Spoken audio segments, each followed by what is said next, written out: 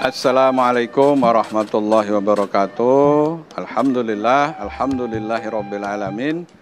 Arsala rasulahu bil huda wa dinil haq liyudhhirahu 'ala dini kullih wa kafa billahi syahidan. Asyhadu an la ilaha illallah wa asyhadu anna Muhammadan abduhu wa rasuluh. Allahumma shalli wa sallim wa barik ala sayyidina Muhammadin nabiyil ummi wa ala alihi wa sahbihi wa salim. Alhamdulillah, kita memanjatkan rasa syukur kita kehadirat ilahi Rabbi yang telah melimpahkan berbagai nikmat kepada kita sekalian. Sholawat dan salam semoga terlimpah kepada junjungan kita Nabi Agung Muhammad SAW beserta para keluarga, para sahabat, dan insya Allah sampai kepada kita sekalian.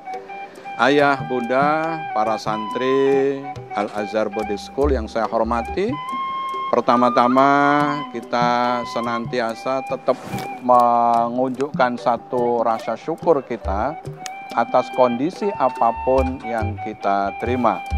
Oleh karena itu pada kesempatan ini kita akan berbagi pengalaman secara psikologis bagaimana puasa itu mengajarkan akan dua hal.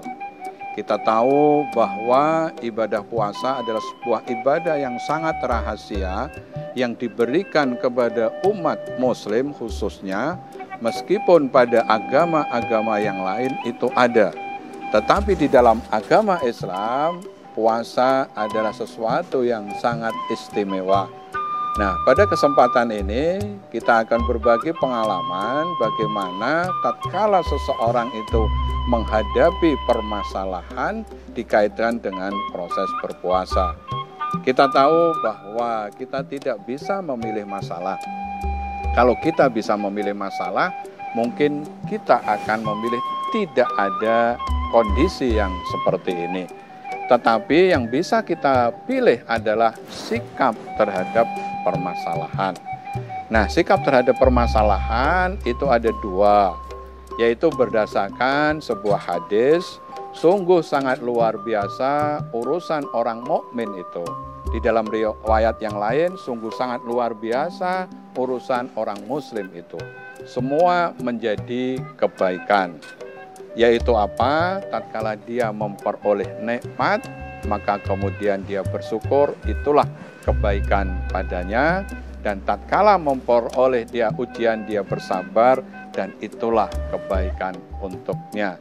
Nah, bagaimana kemudian puasa itu mengajarkan dua hal itu, maka kita akan coba uraikan pada saat berikutnya. Ya, nah sudah tadi kita jelaskan bahwa kita tidak bisa memilih masalah, tetapi yang bisa kita pilih masalah itu adalah sikap terhadap permasalahan.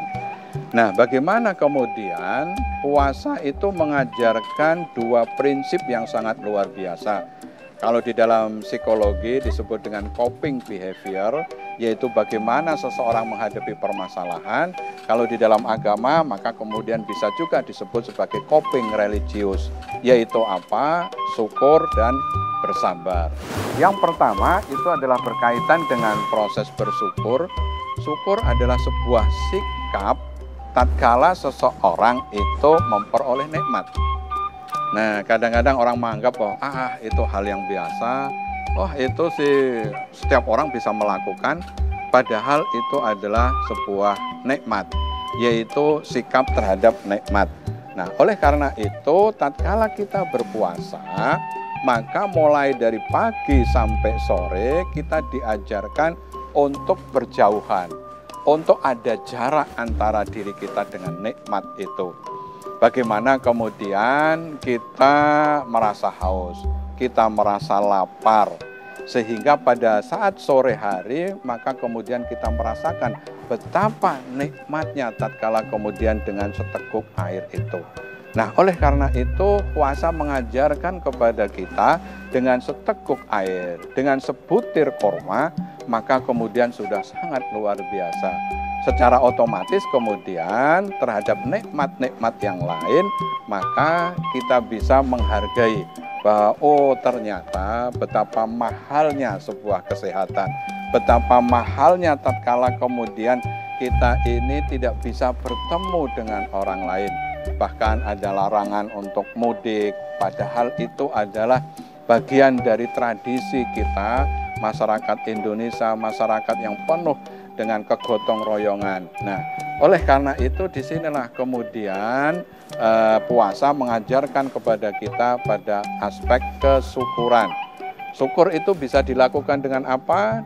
Yang pertama adalah syukur dengan lisan kita menyebut dengan kalimat-kalimat ucapan terima kasih atau mungkin ucapan alhamdulillah bahwa kita memperoleh nikmat itu. Kemudian yang kedua adalah bersyukur di dalam hati. Kemudian yang ketiga adalah bersyukur dengan perbuatan. Nah, insya Allah dengan bersyukur itu maka janji Allah, la in sakartum la azidanakum wa la in kafartum inna adzabi lasadid. Kalau kita bersyukur maka nikmat Allah akan senantiasa ditambah. Itulah fadilah dari proses bersyukur.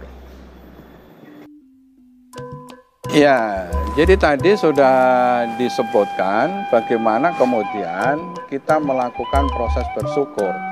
Yang pertama adalah syukur bilisan. Tatkala kita memperoleh nikmat, kemudian kita memuji Allah. Yang berhak dipuji hanyalah Allah. Mengucapkan rasa terima kasih lantaran datangnya nikmat itu. Apakah itu dari keluarga, dari ayah, dari ibu, atau mungkin dari para guru, para ustadz, musyrif, musyrifah. Yang kedua adalah di dalam hati, bahwa esensinya nikmat itu dari Allah. Setiap saat bisa untuk diambil dari Allah. Oleh karena itu hati senantiasa bertambat kepada Allah. Kemudian yang ketiga adalah bil arkan, dengan perbuatan, yaitu dengan sujud syukur, dengan memberikan sesuatu nikmat itu kepada orang lain. Nah, ini yang harus kemudian kita ajarkan kepada anak-anak kita. Kita ajarkan kepada diri kita bagaimana menjadi abdan syakura, menjadi hamba yang bersyukur. Sebagai tips yaitu bagaimana sebenarnya proses bersyukur, maka kata Nabi, bersyukur ini adalah lihatlah ke bawah. Jangan dibalik kemudian lihat ke atas. Lihat ke bawah itu artinya apa? Mereka yang punya mobil untuk melihat yang punya motor. Yang punya motor melihat kepada mereka yang punya sepeda. Yang punya sepeda yang jalan. Yang jalan mohon maaf mungkin ada yang diberi ujian dengan kursi roda. Yang kursi roda mungkin melihat orang lain yang kemudian hanya berbaring. Yang berbaring ternyata masih alhamdulillah karena saudaranya mungkin kena COVID-19 kemudian dipanggil oleh Allah. Itulah hamba yang senantiasa bersyukur, maka insya Allah dengan berpuasa maka akan membentuk diri kita. Sekecil apapun nikmat kita senantiasa bersyukur, dan janji Allah, la in syakartum la azidanakum. Kalau engkau bersyukur maka otomatis. Kalau kata orang Bali otomatis. Nah, tetapi kalau berpuasa itu belum tentu. La'allakum tatakun, semoga engkau menjadi orang yang bertakwa. Tetapi tatkala seseorang itu bersyukur, maka insya Allah Allah akan menambah nikmat itu. Assalamualaikum warahmatullahi wabarakatuh.